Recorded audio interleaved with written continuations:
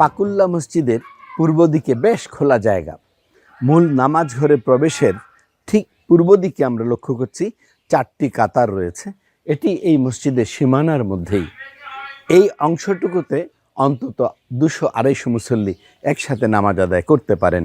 এই যে সীমানার মধ্যে যে বর্ধিত অংশটুকু, এটিও কিন্তু মুসল্লি সংখ্যা বেড়ে যাওয়ার কারণেই করা হয়েছে। খোলামেলা, খুব সুন্দর।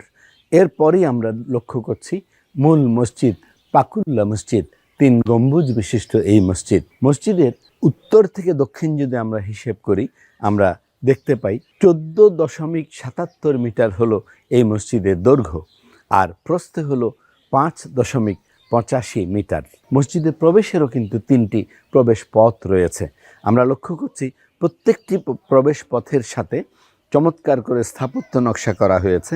নিচে কলসি আকৃতি থেকে নিয়ে আমরা উপর পর্যন্ত যদি মূল নামাজ ঘরের মূল প্রবেশ পথটি শুধু যদি দেখি, আমরা লক্ষ্য করি সেই 400 বছর আগে এত চমৎকার করে ফুলের কাজ, স্থাপত্য নকশাগুলো করা হয়েছিল।